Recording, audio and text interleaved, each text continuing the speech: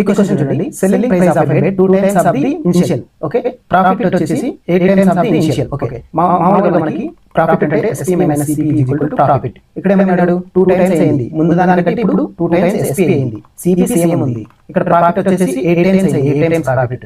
Okay, 8 వచ్చేసి profit అంటే మనకి ఏది? SP minus CP.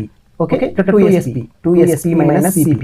Okay, CP line ఒక సైడ్, SP లైన్ ఒక సైడ్ రాసుకుందాం. ఓకే, ఇక్కడ వచ్చేసి మనకి 8SP minus 2SP is equal to 8CP minus CPP.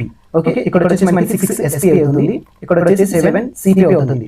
Okay, CP by SP వచ్చేసి మనకి 6/7. ఓకే, మనకి ప్రాఫిట్ పర్సెంటేజ్ అనుకోమన్నాడు. ఇక్కడ difference of 1 by CPP into 100 వచ్చేసి మనకి 16.67. ఓకే, ఈ వీడియో మీకు నచ్చినట్లయితే నా ఛానల్ని లైక్ చేయండి, షేర్ చేయండి, సబ్స్క్రైబ్ చేయండి. Thank you.